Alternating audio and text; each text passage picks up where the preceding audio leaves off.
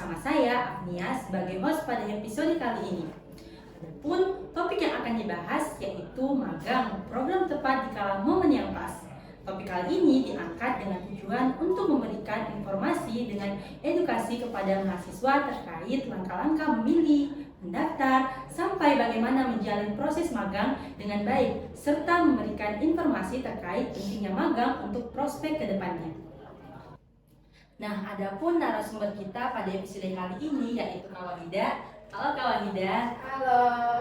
Nah, sebelum kita membahas bersama Kak Wahida tentang topik pada podcast kita kali ini, saya akan membacakan CV dari Kak Wahida. Nah, Kak Wahida ini merupakan divisioner pengurus Departemen Keilmuan dan Penalaran periode 2021-2022. Kemudian Kak Wahida juga punya pengalaman magang, diantaranya pernah magang di Bank Syariah Indonesia, posisi sebagai banking operation. Kemudian kedua, magang di BPJS Ketenagakerjaan, posisi akun representatif. Dan terakhir, sekarang sedang magang pada program PMMB FHCI BUMN, posisi sebagai staf divisi pelaporan. Nah, karena banyak banget nih pengalaman magang dari Kak Wahida, mungkin udah banyak tahu tentang magang tersebut. Jadi menurut Kak Wahida, magang itu apa sih? Oke, makasih sebelumnya Agni. Jadi kalau berbicara tentang magang, menurut saya magang itu merupakan suatu program yang memberikan mahasiswa kesempatan dan peluang untuk banyak belajar, menambah wawasan, dan tentunya mendapatkan banyak pengalaman mengenai kegiatan di dunia industri secara real, khususnya di dunia profesional atau dunia kerja. Jadi gitu Agni. Jadi magang ini merupakan bentuk kesempatan ya untuk mempelajari bagaimana dunia kerja sebenarnya. Nah, kan magang ini sebenarnya harus dilakukan oleh mahasiswa. Nah, seberapa penting sih magang ini bagi mahasiswa?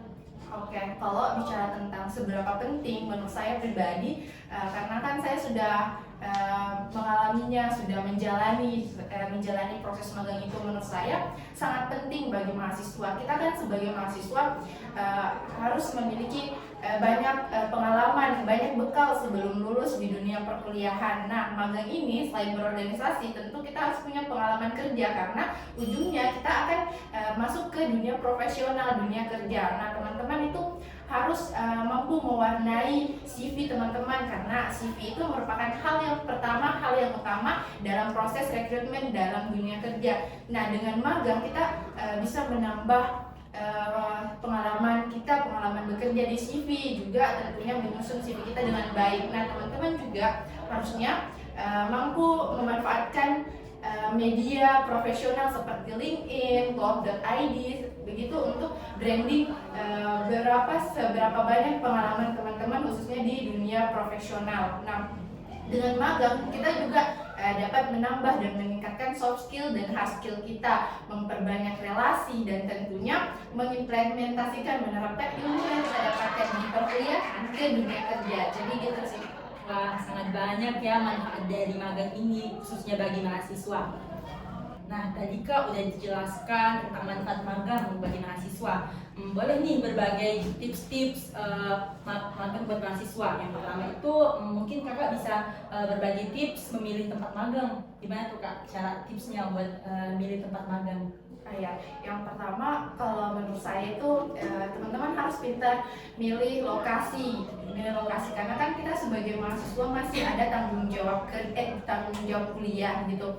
Jadi jangan sampai ketika teman-teman magang, teman-teman melupakan tanggung jawab kuliah teman-teman. Mungkin ada urusan di kampus sehingga kalau tempat magangnya jauh jadi menjadi permasalahan lagi, menjadi alasan teman-teman untuk tidak menyelesaikan tanggung jawab kampus teman-teman. Jadi yang pertama tentukan tempat atau lokasi yang dekat dengan kampus. Yang kedua, kalau menurut saya itu pilih perusahaan atau posisi yang memang sesuai dengan minat teman-teman. Misalnya teman-teman berminat untuk magang di swasta atau BUMN atau posisi sebagai marketing atau di public relation dan sebagainya. Teman-teman harus mengukur bagaimana sih kemampuan teman-teman di posisi itu.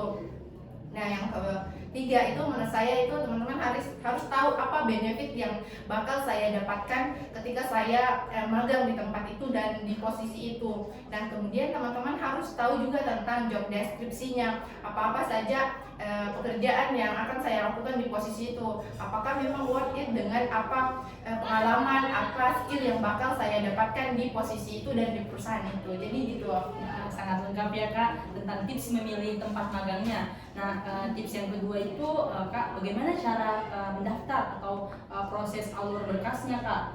Gitu, dan prosedur-prosedur apa yang perlu dipersiapkan saat kita akan mendaftar magang?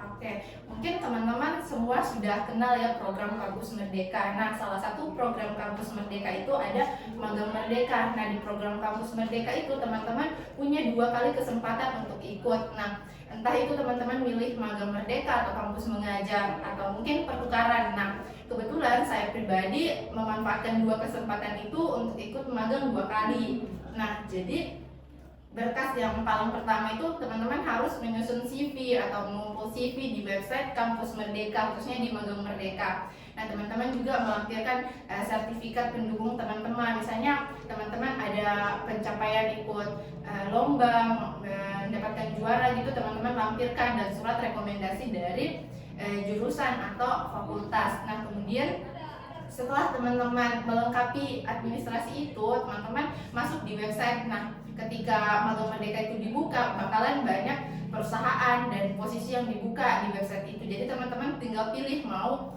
lamar di mana. Nah, ketika teman-teman cocok dengan posisi itu, pihak HRD atau pihak yang bakal rekrut teman-teman untuk magang di perusahaan itu bakal ngehubungin teman-teman lewat email atau WhatsApp gitu. Jadi setelah dihubungi kita bakal ada wawancara dan tes online gitu. Tapi ini tergantung dengan perusahaan. Ada yang cuman screening CV terus diloloskan, ada juga yang harus wawancara, ada yang bahkan sampai tes psikologi gitu.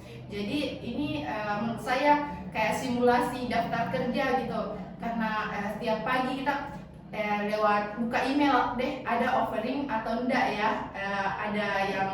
ada yang hubungin kita lolos di posisi ini atau enggak. Jadi betul-betul simulasi kerja. Nah gitu. Nah, terus posisi yang saya magang sekarang ini tuh programnya PMMB, FHCI, BUMN yang bekerja sama dengan pihak universitas. Nah, jadi teman-teman itu sekali lagi CV yang menjadi paling utama, karena di program PMMB ini yang di screening itu CV-nya teman-teman. Jadi teman-teman harus persiapkan CV-nya teman-teman, apa pengalaman organisasi teman-teman, pencapaian teman-teman di CV itu. Jadi gitu. Oke, tadi ini udah bahas tentang tempat magang, kemudian bagaimana cara mendaftarnya Kak. Nah, ini kan kadang mahasiswa-mahasiswa ini udah daftar, udah magang, tapi butuh nih biar jalanin magangnya itu bisa have fun, bisa magangnya itu lancar. Jadi dari Kakak ini tips menjalani magang dan apa saja yang dilakukan saat magang itu apa-apa aja Kak? Ya, oke.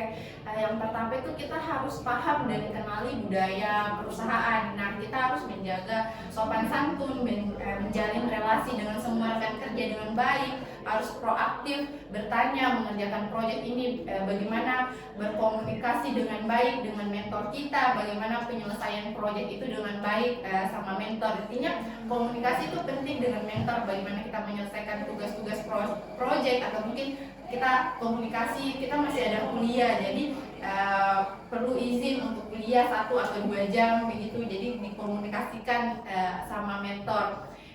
Terus yang ketiga itu menjalani magang harus minta evaluasi sama mentor, kira-kira kita kurangnya di mana ya Pak atau Ibu gitu, sehingga kedepannya kita bisa perbaiki dan belajar lebih banyak di kesempatan magang yang kita dapatkan.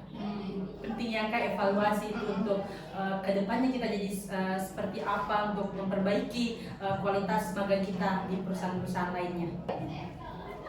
Nah Kak, kan Kakak udah banyak nih pengalaman magangnya, bahkan sekarang lagi magang juga. Nah, benefit selama menjalani magang itu dari Kakak sendiri apa aja? Oke, kalau bicara benefit itu banyak sekali yang saya dapatkan. Nah, yang pertama bisa tahu tentang proses rekrutmen di perusahaan itu, apa saja, bagaimana saja proses rekrutmennya, mulai dari seleksi administrasinya hingga tips dan triknya untuk lolos di perusahaan itu. Dan juga saya bisa tahu tentang jenjang karir di perusahaan itu seperti apa saja program-program untuk bergabung di perusahaan itu. Nah, yang kemudian yang kedua, saya bisa kenal dan melakukan mentoring sama pimpinan perusahaan, karena memang mentor kita yaitu pimpinan perusahaan yang ada di situ. Jadi saya bisa dapat banyak insight dari mentor saya. Dan yang ketiga itu saya mendapatkan banyak skill, baik itu hard skill dan soft skill untuk peningkatan kualitas saya ke depannya untuk mempersiapkan karir.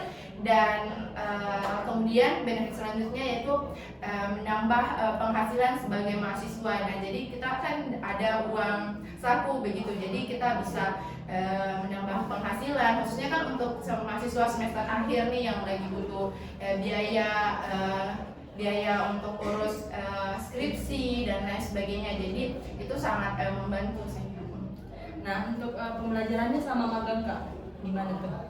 Ya, kalau pembelajaran selama magang itu kan sesuai dengan posisi yang kita jalani. Nah, untuk secara keseluruhan pembelajaran selama magang yang saya dapatkan itu saya bisa lebih banyak tahu tentang lingkungan, cara berkomunikasi dan berinteraksi di dunia profesional, dan tentunya bagaimana saya merumuskan masalah, menyelesaikan masalah, dan memberikan ide-ide terbaik untuk kebutuhan perusahaan dan menyelesaikan proyek dengan berkontribusi memberikan ide kepada perusahaan itu.